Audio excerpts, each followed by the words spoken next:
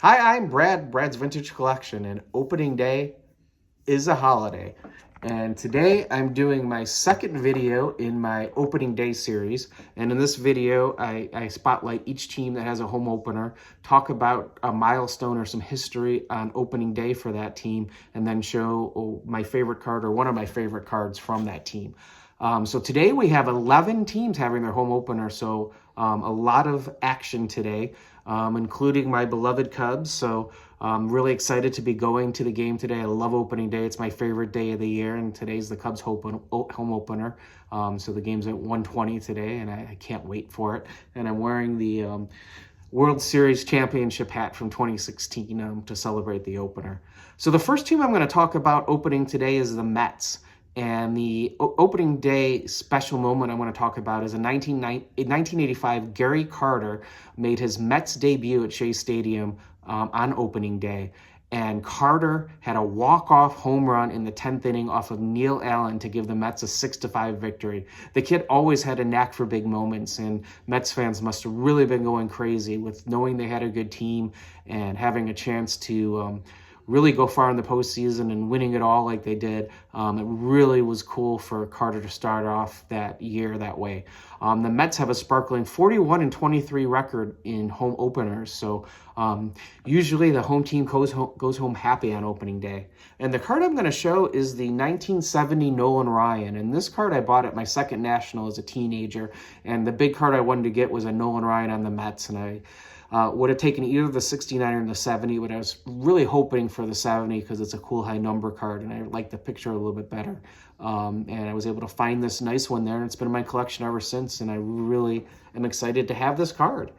So the next team opening today that I'm going to talk about is the Milwaukee Brewers, and the Brewers are 31-26 in their home openers. And the game I'm going to talk about is 1980, the Sixto Lizcano game. Lizcano hit 2 home runs, including a walk-off grand slam in the 9th to break a 5-5 tie. The game was dedicated to manager George Bamberger, who was at home in Florida recovering from a heart attack, watching the game on TV. The whole team dedicated the game to Bamberger, and I can't imagine how exciting it was for him to see the team walk it off with an actual grand slam. So really cool opening day moment for the Brewers. And the card I'm going to show, most people find Yount's rookie their favorite. I've always liked the 76 better. I just like the color with the purple and the blue, or the purple and the pink, and the Milwaukee Brewers uniform with the big M on the hat, and just a great picture of Yount with the blue sky behind him and showing off those long locks as a really young 20-year-old kid. So just really have always liked this card, and I've always liked it better than the rookie. So the Brewers card I chose is the 76 Yount. Next up, I'm going to talk about the Cubs, and my favorite opening day memory for the Cubs is actually in a loss. The Cubs are 84-65 on opening day, so usually we get a win, but not as dominant as some of the other teams on this list. And the game I remember is the Tuffy Rhodes game, and I wasn't at that game because I was in college at the time and didn't make the trip home from Champaign. But Tuffy Rhodes hit 3 home runs on opening day 1994, including in first inning homer off of Dwight Gooden, and the Cubs chased Gooden early in that game, which was a really big deal to be able to really knock him around. The Cubs lost the game 12-8, but the game was compelling enough for me to skip my afternoon classes, and it's one of my great memories of college was just being so engrossed in that game and seeing if Tuffy could hit another home run that I just couldn't go to class.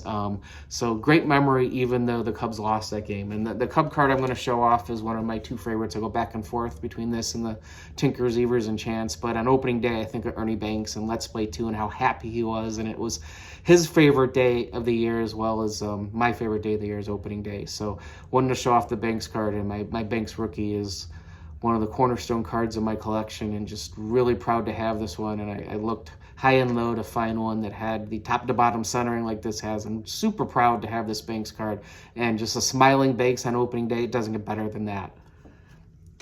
Next team with a home opener today I'm going to talk about is the Orioles. And instead of a specific game, I'm going to talk about tradition. And I'm not sure if I can like pull up pictures from the internet and show them on YouTube videos because I don't own the pictures. So if someone has been creating content for a while and I can do that, let me know because I'll supplement these with pictures over my shoulder. But I really encourage you to look at this. Since 1996, the Orioles have had one of the coolest traditions, and they roll out the orange carpet on opening day. And players go through a door in center field, and they have this huge orange carpet that goes all the way from center field to the infield diamond, lined with fans, and they go through the the orange carpet to take the field on opening day during introductions. And it's really a cool tradition. And I like I said, look at a picture of it or try to catch it on baseball highlights tonight. But the orange carpet's probably the coolest opening day tradition I've seen. And they are 74-50 on opening day. So the Orioles, another team with a really great opening day record.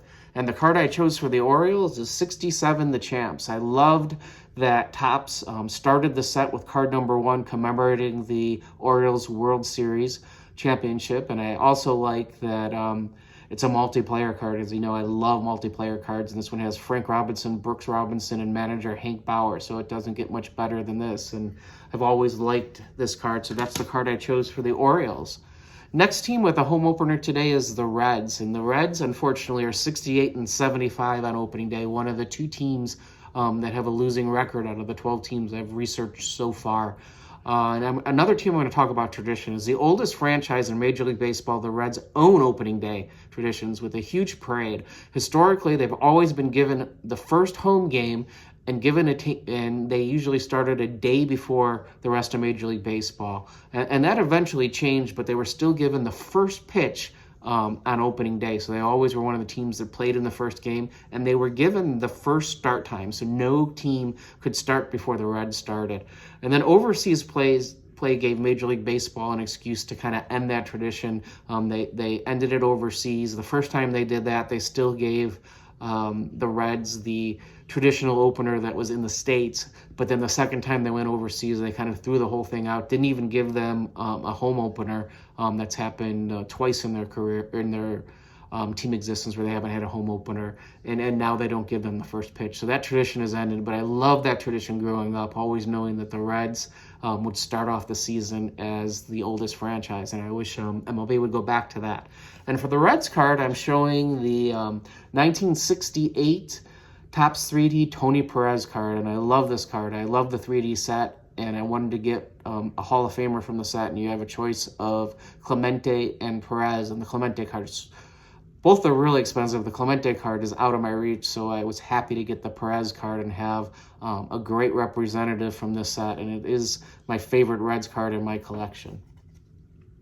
Next up, we have the Houston Astros, and they are 34-30 on opening day, so a little bit over 500. And the game that I'm going to spotlight was on March 31st, 2013. And this is the game where the Astros made their American League debut after being a National League team, the franchise total existence. And it was a Sunday night game at Minute Maid Park against the in-state Texas Rangers, who are now an American League rival. And Rick Ankiel hit a 3-run home run in the 6th inning. He didn't start the game. He was off the bench, and he was the first Astros player in the AL to hit a home run. And that proved to be the knockout blow as the Astros won 8-2 over their division rival. And what really makes this one kind of cool is it was also Houston's 4,000th victory. So 4,000th victory, first victory as an American League team in beating the in-state Texas Rangers with Ankiel's big home run. So really cool opening day moment for the Astros. And for the Astros, I picked the Joe Morgan rookie. And in 1965, they were the Astros, not the 45s, even though the hats show the 45s. And I'm going to show off my pair, the Topps and the O-Pee-Chee. It looks a little bit better this way. So I'll show them one at a time. So here's the Topps Morgan rookie, and here's the O-Pee-Chee Morgan rookie, and proud to have both of these in my collection. Actually, my favorite Morgan card is the 66, but I don't have one. So I chose the rookie to show off, and I really wanted to show a Morgan card for the Astros. So happy to have both of those in my collection, and great opening day moment, 4,000 victory and first in the American League. Next up, we have the Padres.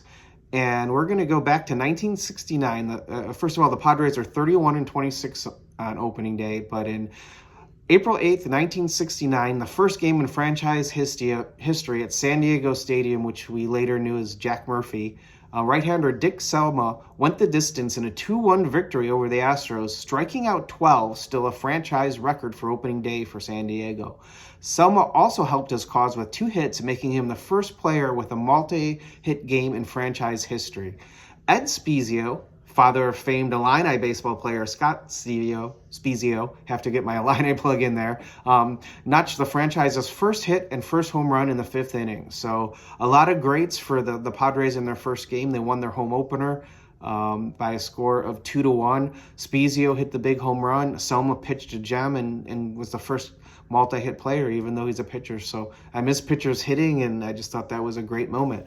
And then for the Padres, I'm going to show a Tony Gwynn rookie. And I don't like the Topps butt rookie that everyone seems to have their favorite, but I like the head-on shot that Fleer used. So, and I usually say Flair, like 3-80s kids, but I'm trying to fix that just like he is. So Fleer, not Flair, like I've said it my whole life. Tony Gwynn rookie is my choice for the Padres.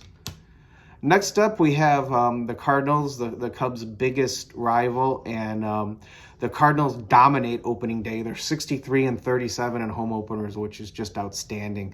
And the game I'm going to talk about is 4/11/1967, where Bob Gibson outdueled Juan Marichal at Busch Stadium. He fanned 13 in a complete game shutout, pitching the Cardinals to a 6-0 video. In the 5-hit shutout, he kept both Mays and McCovey hitless, striking out the duo a combined 4 times. Lou Brock powered the offense for a 3-run homer. So lots of great things from Hall of Famers with Gibson and Brock really dominating in that game for a 6-0 win in 67 for the Cardinals opener. And the Cardinal card I chose is the Stan Musial rookie. Really proud to have this one in my collection and one of my very favorite cards. And I haven't actually shown this card in person on the channel. I showed a picture of it because I scanned all the cards for my top 50 cards video. So here's the Musial card that I have, and I just really love the registration on this card. It's as clear as I've ever seen a picture on his rookie card, and I just really proud to have this one in my collection. Next, we have the Phillies, who's the other team with a losing record on opening day. So they're 68-73 on opening day. So maybe the opening day record is part of why the Phillies fans are willing to boo even Santa Claus. But the game I'm choosing is April 6, 1974 at the venerable Veterans Stadium. We had an epic pitching matchup with Tom Seaver versus Steve Carlton. That's one you would think would be a scoreless game and they duel each other, but both pitchers just threw okay. Seaver went 7 and Carlton went 5 2/3, each giving up 3 runs on the day. However, this was a day capped off with a great moment by future Hall of Famer Mike Schmidt, who had a 9th inning walk-off bomb off Tug McGraw, giving the Phillies a 5-4 victory. And it's fitting that Mike Schmidt had the walk-off because the card I'm going to show is the Mike Schmidt rookie. And like the Morgan, I'm going to show both of them. So here's the Topps rookie of Mike Schmidt. And here's the one I like a little bit better with the French writing on it, and that's the O-Pee-Chee Mike Schmidt rookie. So I happen to have both of them for Schmidt as well, so I'm going to show off both of them. Next up for opening day is the Dodgers, and the Dodgers are 62-36 on opening day. And I'm going to give a 2 for, because the point of this is to talk about the current franchise, so I should talk about Los Angeles. But I can't talk about opening day without talking about Jackie Robinson. And on April 15, 1947, at Ebbets Field, Jackie Robinson broke Major League Baseball's color barrier in front of 26,623 fans against the Boston Braves. Jackie played first base in the game and went hitless on the day, but he scored a run and was credited with a sacrifice. After the game, Robinson quipped, "It was just another ball game, and that's the way they're going to be. I'm sticking to my style of playing ball. I like to meet the ball and hope a lot of them all fall safe." So basically, Jackie downplayed what he did that day, even though it's a historic game, and he went 0-4, but still helped his team with a sacrifice and a run scored. So successful debut for Robinson, and really historic day in Major League Baseball. And my favorite Dodger card is a Brooklyn Dodger card, so I'm going to show 2 Dodger cards, but it's my Jackie Robinson rookie. So really excited to get this one. The color on it is just took my breath away when I saw it, and it's the one that I definitely wanted to add with that deep red color and really sharp picture. A little bit off center, but I don't even notice that because the picture is so beautiful, and I'm really excited to have this. This was a card that I never dreamed of having as a kid, and one of them I'm really, really proud to have in my collection. And so with the Dodgers, the twofer we're going to talk about is from 1981 for the Los Angeles Dodgers. Due to an injury to Jerry Rice, 20-year-old rookie Fernando Valenzuela took the mound, and Fernando Mania was born. Valenzuela pitched a complete game shutout, spreading 5 hits, 2 walks, and striking out 5. The Dodgers bested Houston and Joe Niekro 2-0, with Ron Cey and Pedro Guerrero driving in the Dodgers 2 runs. Valenzuela went on to go 13-7 with a 2.48 ERA, including 9 shutouts and 11 complete games in the strike-shortened 1981 season, winning both the Cy Young and the Rookie of the Year. And I remember 1981. This week in baseball was must watch. And for those of you younger, there was no Sports Center. There was no place to get sports highlights every night. The highlights you got for baseball were just your local news. And so This Week in Baseball was on every weekend, and it would show highlights from the week. And they really did a great job that year on TWIB, highlighting Fernando Mania and showing the Dodgers crowds and how crazy everyone was going every time he pitched. And I couldn't wait to see highlights of him each week on TWIB. So the Los Angeles Dodgers card I chose is a 1965 Sandy Koufax, and I just have always liked this card.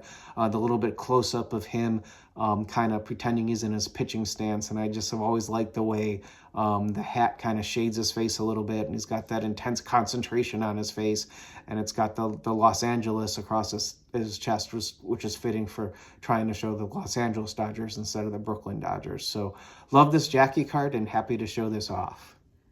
And then the last opening day I'm going to talk about today is the Seattle Mariners. The Seattle Mariners have a 32-17 record on opening day, so another team that just really blows it away on opening day. And the game I'm going to talk about is an April 8th, 1986, the Jim Presley for President game. In what may be one of the best opening day performances, the Mariners trailed the Angels 4-2 going into the 9th. Alvin Davis hit a leadoff double, and the next man up, Jim Presley, hit a home run off Donnie Moore to tie the game in the 9th. But he wasn't done. Then in the 10th, the Mariners loaded the bases, and Presley hit a walk-off grand slam off Ken Forsch. 42,121 fans were at the game, and hopefully they all stayed to the end to see the 9th and 10th inning magic from Jim Presley. I could just imagine the fans saying, "Presley, Presley," kind of like the Reggie chant is after that grand slam, and I'm sure that's one anyone who was there will never forget. And for the Mariners, when I think of the Mariners, I think of Griffey, and most people like his Upper Deck rookie card the best, but I actually like the finest All-Stars from that first finest set. I've always thought that this All-Star with the green background and being one of the first chromium cards like this was really a great card. Happy to have this Griffey in my collection. It's the one that I chose as my favorite Griffey card. So today we had 11 teams with openers, 9 of them with a winning record, and 2 with a losing record, and a very busy slate. Tomorrow there'll be 3 home openers, so I'll be back tomorrow highlighting those ones, and I'll continue this series to the last opening day. So hopefully you've enjoyed the videos yesterday and today, and you'll tune in again tomorrow. I'm Brad's Vintage Collection, and remember, if you're not excited to add the card to your collection, you bought the wrong card. If you like my videos or this video, please consider hitting the subscribe button. I really appreciate you watching. Hope you'll be back tomorrow, and thanks so much for watching.